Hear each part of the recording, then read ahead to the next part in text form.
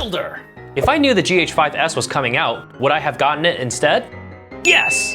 It's got better color science, clean ISO performance, 4K images are still detailed. If you shoot events with your Panasonic cameras and you have no control of lighting, this is a no-brainer. Done! Roll that intro! What's up, everybody? You are watching Too Long Didn't Read Filmmaker, where the answers comes first, the reasons come last, but we are constantly and always still learning. So if you're joining us for the first time, at the end of the month, what I'm gonna do is I'm gonna compile a couple of the questions from either YouTube and or Facebook on the videos we've done this month, and I'll go ahead and answer it right here.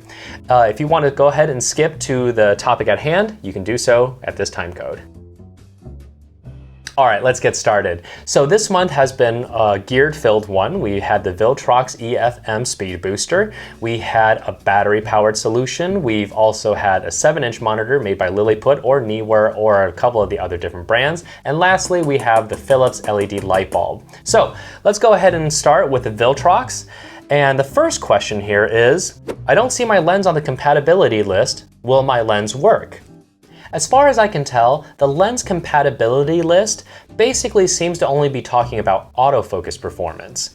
Now, if all you really need is just the aperture to work and the IBIS to work, pretty much all the lenses I think will work with this adapter, except for Tamron. Tamron has had a very odd track record in terms of how well it can actually talk through an adapter. Now, one of the commenters actually took one of his Tamron lenses and tried it on a Metabones, and he did experience this problem where the aperture did not want to work correctly. But when he placed it back onto his Canon body, it worked just fine. So if you own a lot of Tamron lenses, you might want to skip this whole adapter route because it just doesn't seem like any of the adapters work well with Tamrons. Is there vignetting with your Sigma 18-35? Yes, there's actually a little bit of vignette, and it's not a hard one, it's just a very soft shadow, and you see this when your lens is wide open on your Sigma 18-35. When you stop it down, the vignette seems to disappear. Now, it doesn't matter whether you have your IBIS turned on or turned off, the vignette is there just a little bit. Another reason why this vignette might be a little present is because the VILTROX seems to be just a hair wider than the Metabones optics. And this could just be an anomaly depending on where the optics are coming from, but something I thought you should know. Oh man, I just bought the Metabones. I just wasted all that money. Whoa, slow down. I know the Metabones is quite expensive compared to the VILTROX, but there is one thing that sets it apart, and that is its firmware updates. Now, Metabones is really on top of their firmware updates. When the GH5 was announced, they had a firmware update, I think, within a month, and basically that allowed us to tap into the features of the GH5, specifically the IBIS. I have an STM lens, but I can't seem to manual focus. What do? Well, if you're on a GH4, you need to make sure that your GH4 has the shoot without lens setting turned on. One of our users had a 50mm STM, and basically once he turned that feature on, he was able to manual focus with the lens. Now, the GH5 has an auto switch mechanism. It doesn't have this option anymore in terms of the menu. It's going to determine whether or not you have a manual lens or an electronic lens. So I'm not exactly sure if this works, but hopefully it does. Wait, isn't the Sigma 18-35 an EFS lens? How are you able to mount it? Now, this is a very common misconception. So basically, any third-party lenses that are made for a crop sensor camera, they still use the full-frame EF mount, and I'm guessing this is a cost-saving measure because there's really no reason for them to have to create two different mounts when both mounts can talk to the same camera. All right, and now moving on to the next topic, we have the A7s 7-inch field monitor, and our first question is, does this have guidelines like 2.35 ratio? Yes it does, and it has a couple other ones too. Will this work with my Sony a6000? Yes, as long as your camera has an HDMI out of some sorts, you just basically have to plug it in and it will work. You can basically think of this monitor as a portable TV. Now on Facebook, someone had asked me, could you change the color of the screen to match your camera screen? Yes you can. There's actually two adjustments you can do. Now, the actual monitor itself has a white balance point at 5600K, and you can go up to 6000 and 9000, but you can't go to 3200K. The second thing you can do is go to the user RGB setting and change the red, the green, the blue to your liking and match it as best as you can to the camera's screen. You also have contrast and saturation as well. Last question on Facebook. Can you load your own LUTs? Unfortunately, no. It would be an awesome feature if they could, and I'm not really sure if they're gonna do this in a firmware update, because while they do say that these monitors are capable of firmware updates, I don't think I've ever actually seen them do it. Moving right along to the best value ever, the USB powered solution. And our first question is, why not just get a power bank with a 12-volt DC output? Without getting too technical, yes, this can work. We have seen solutions like this for the Blackmagic Pocket Cinema camera. So basically the reason I didn't want to go this route is because when you take a power bank that has a DC output and put it directly to the dummy battery, you're basically at the mercy of that power bank. So if for some odd reason the voltage is not correct or the voltage is too high, you can immediately fry your camera. The reason I love the USB power bank to the USB dummy battery solution is because in between these two sits the buck converter, and that buck converter is what regulates the power to the dummy battery. Now, if you look at the other DC options, you don't have a buck converter per se, but you do have that power brick, which basically does the same thing. So usually these DC outputs going to a DC dummy battery, there is no power brick, there is no buck converter assuring that you're regulating the voltage, and that's why I'm not using it. Last question, have you tried with a 2 amp power bank?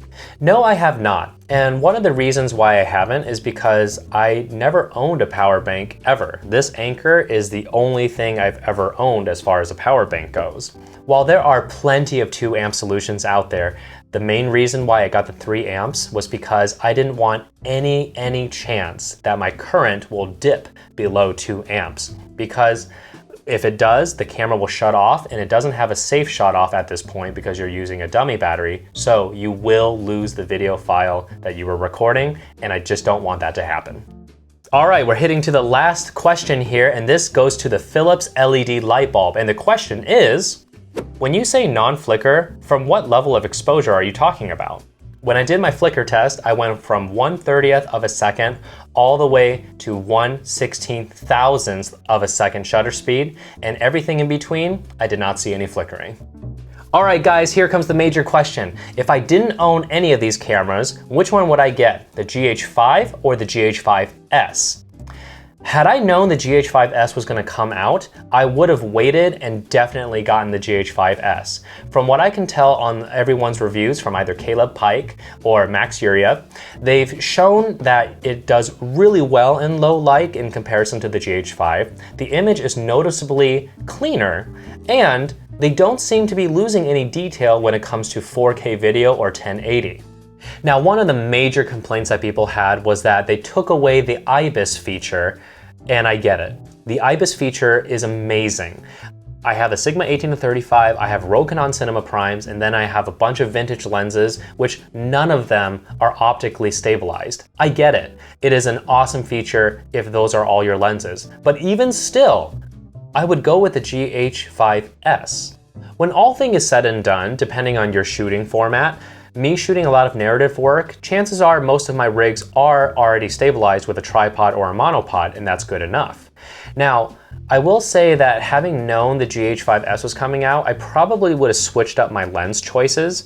I probably would have saved up and went for the Olympus 12 to 100mm f4. Now, this lens seems to have been forgotten a little bit, but not me. It is one of the few Olympus lenses that actually has optical stabilization inside of it, which is awesome.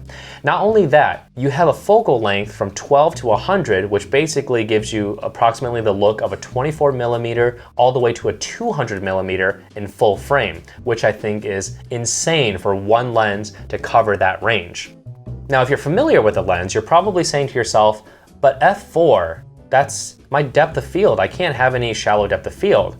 That is kind of true to a point. Now again, I'm coming from a narrative standpoint, and a lot of the professional focus pullers, when they're shooting on Super 35, chances are the lenses are stopped down to about f4 or f5.6, which actually gets you pretty close to a full frame f8, which basically means this Olympus, when it's wide open at f4, is a full frame f8 in terms of its depth of field, which means you're basically operating at exactly where you need to be. Now you guys know that I love manual focus lenses for focus pulls. Now this Olympus 12-100 does have that manual focus clutch mechanism. I haven't played around with it yet, but from what I can tell, a lot of people say that the Olympus clutch mechanism is pretty decent, and they like that it has that feature, whereas Panasonic just doesn't have it at all. So what's the bottom line here? The bottom line is that the GH5s is specifically made for videographers, and I mean like literally. I don't think they want anyone taking photos with these because everything that they have done in terms of its color science, its dynamic range, its ISO performance, the clarity of the image is all geared towards to be the true little brother of the VariCams or the Ava systems. The GH4 tried this with its vlog feature and everything like that, but as far as the processing power back then, it just doesn't seem to be giving the same type of quality to the VariCam line. A lot of the films I've worked on, our team has basically went from shooting with 3 cameras all the way up to shooting with 6. So that being said, would I get 6 GH5s? No. If I only had a 3-camera shoot, I would actually have 2 S's, 1 regular 5. If I had 4 cameras, I would have 3 S's and 1 regular 5. If I had 5 cameras, I would go with 3 S's and 2 regular 5s, and if we went all the way up to 6, I would have 4 S's and 2 5s. And the reason is this. Essentially, the GH5s would become my principal angles. And what I mean by this is that the principal angle of my narrative film are the shots that I know I'm going to stay on the longest. The second shots from the B cams, the non-principal angles, those are just little cutaway angles that I'll probably use maybe 2, 3, 5 seconds of, and no one's really going to be the wiser in terms of which camera it came from. Now, I shoot a lot of action scenes as well, and again, these GH5s that have the IBIS in it, I would love to have them be the non-principal angle where they're just capturing a bunch of chaos and the cameraman does not have to be rigged up, whereas all the principal angles of the fight are already rigged up and ready to go. So at the end of the day, if somebody came to me and gave me a really good deal on a GH5s, I would not hesitate and purchase that and use that as my principal camera. The GH5 will become my second camera, and then it'll probably actually be paired up with a GH4 because the two of them actually match up quite well. And there you have it, folks. If this video has made all the difference in your purchasing decision, whether you're gonna go with a 5 or a 5S, I would really appreciate it if you use my affiliate links down below. Again, this costs nothing extra to you. It just gives me a little compensation so that it can continue making informative videos like this for you. And of course, if you have any questions or comments, please leave it down below and I will gladly answer them as fast as I can. Last but not least, I highly recommend you check out Caleb Pike's video here and Max Yuriev's video here and see if my reasonings are justified for you. And if they are, go ahead and purchase the camera that you need and shoot something awesome with it, share it with us, and I will see you in the next one.